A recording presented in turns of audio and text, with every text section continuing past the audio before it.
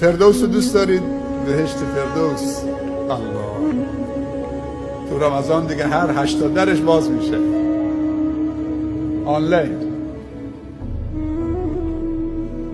قبل از اینکه به فردوس اعلی برسید، به اون بهشت برسید، باید در دنیا در بهشت باشید. اول باید دنیاتون بهشت باشه، بعد اونجا بهشت داشته باشه.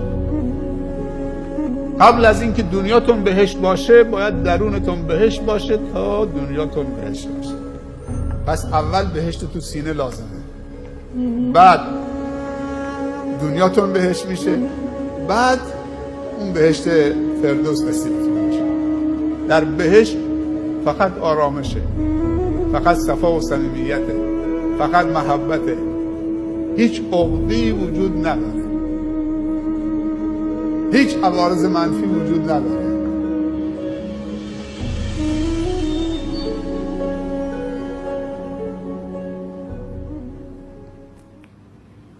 روبروی هم تختای از تختای بهشتی نشستن، اتوماتیک میاد بالا میره پایین.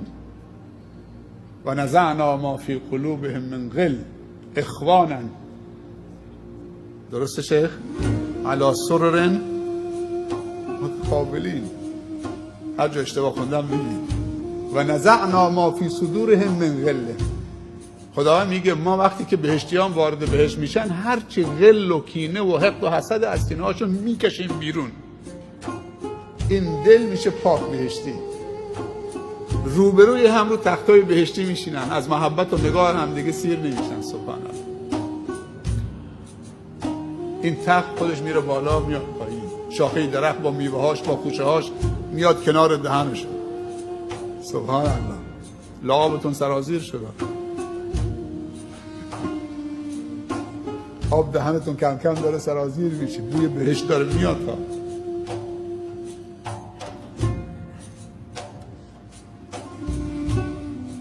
اشکال نداره 4 قطره اشکم بریزید برای وقتی این صحبت ها میشه دلتون هوایی بشه، هوای فردوس اعلی بشه.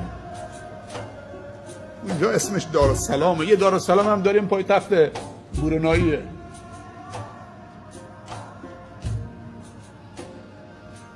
اون دارالسلام یه چیز دیگه است، پای تخت برونایی یه چیز دیگه است. اون دارالسلام فادخلوها سلام. سبحان الله. دیگه بزرگترین لذتی که بهشت اصلا فراموش میشه، هوش و حواس از انسان تو بهشت میگیره وقتی که خداوند پرده بلند میکنه، میگه من همون رب العالمینم که در دنیا رو به قبله ایستادی. سبحان الله. انگار که بهشت فردوس دیگه وجود نداره. اون دیگه چیه که انسان وقتی شایسته و لایق میشه که خداوند پرده رو بلند بکنه بگه وجوه یومئذ ناظره الی ربها ناظره. اون روز دیگه صورتهای همینجور میدرخشه. یه لامپ گازی تو صورت من بذارن چقدر روشن میشه صورت من؟ اگه سیاه و سبزم باشم سفید میشن. یه پروژکتور بذارن، نور افکنی بذارن تو صورت من، 10 تا بذارن تو صورت من، چی میشه؟ اگه نور آسمان ها و زمین بذارن تو صورت من، اون الله الله نور السماوات والارض منعکس بشه تو صورت تو بهشت، دیوونه میشه. بهشت رو فراموش میکنی، جوی عسل فراموش میکنی، جوی شراب فراموش میکنی، جوی شیر رو فراموش میکنید. اون خوشه های میوه های متنوع و بهشتی فقط در اسم با میوه های دنیوی. هیهات بین انار بهشتی و انار، بین انگور بهشتی و انگور اونجا همش مزه است، شکم ورم نمی کنه. تو دهانت که میذارید نعمتهای بهشتی آب میشه، همون شو، فقط مزه است. نه اینکه 4 تا خرما خوردی یا 4 تا دونه انگور خوردی شکمت ورم بکنه دیگه نتونی بخوری، باید بری دستشویی. اونجا دستشویی نیست، کسی مدفوع نمیکنه، کسی ادرار نمیکنه، فقط مزه است. اینا شما رو دیوانه نمیکنه؟ مثل مور و ملخ جوانها باید بریزن به مساجد، مثل پروانه هایی که دیوانوار دور شمع جمع میشن. درهای خانه خدا در دنیا بازه. جوانای عزیز، در هر گوشه دنیا که هستید، در اروپا، در آمریکا، صدای منو میشنوید. این صدای یک دوسته، یک برادره که شما رو دوست داره. خواهرم، در هر کجا که هستید، در آسیا، در آفریقا، در اروپا، در آمریکا، در ایران عزیزمون، شیعه و سنی، خدا مال همه است. شکر خدا بکنید که خدا مال یک قشر خاصی نیست، مال شیخا و آخوندا نیست، فقط خدا مال همه است. خدا مال لاتان هست، همون لات هم بنده خداست، همون بی‌حجاب هم بنده خداست. نباید ناامید بشه.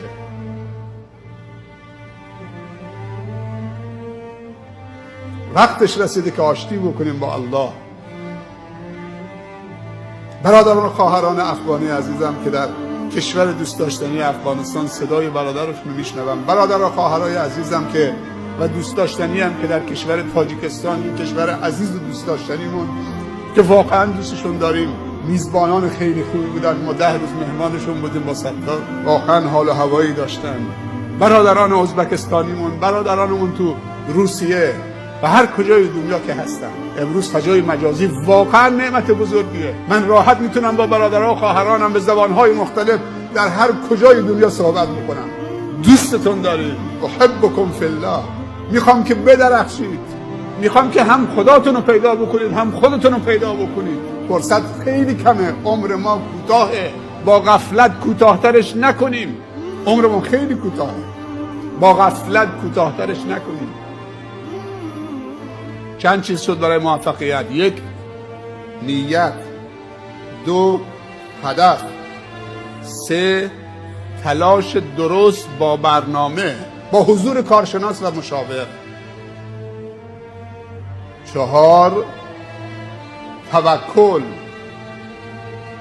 خدای این تلاش ما بود، خودت این تلاش ما را با برکت و پربار بساز. این معنی توکله. میتوانم خدایا یاریم کن. این میتوانم ما باید بگیم. حضور در زندگی، در صحنه، در برنامه، در جامعه، در جاهایی که نیاز داریم و در جاهایی که دیگران به ما نیاز دارن، ما 2 جا باید حاضر بشیم. جایی که نیاز خودمون رو برطرف بکنیم، اون جایی که خودمون نیاز داریم، هم نشین تو به باید تا تو را عقل و دین بیفزاید. و جایی که بریم نیاز برادر و خواهرمون که به ما نیاز دارن، به کمک ما نیاز دارن، نیاز اونها رو برآورده بکنیم. هم خودت قوی میشی، هم دیگران تقویت میکنی. چند تا شد؟ 5 تا؟ 6م دعا. همین دعاهایی که برادرمون ستار میکنه. این اللهم اللهم اللهم اللهم تواضع. خدایا قبول بفرما، خدایا برکت بده، خدایا قبول بفرما، خدایا توفیق بده. دعا رو دست کم نگیرید. دعا اصلا همه چیز رو زیر رو میکنه. دعا تحول آفرینه. دعا از خدا کمک جستنه. پیامبر صلی الله علیه و سلم فرمودن که الدعاء هو العباده. دعا اصلا عبادته.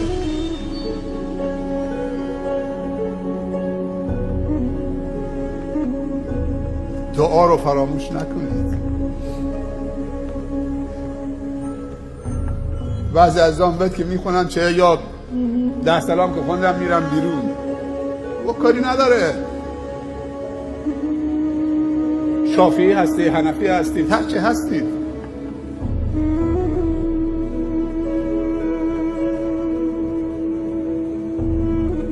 نماز ود چند روش وارد شده. خدا مؤاخذت نمیکنه اگه من رفتم بلوچستان پشت یه سر امام، یا رفتم ترکیه یا هر کشوری که احنافن پشت سر حنفی نماز خوندن، نماز ود خوندن، قبوله. شما هم پشت سر شافعی نماز بخونید، چه مشکلی داره؟ صف خالی نکنید.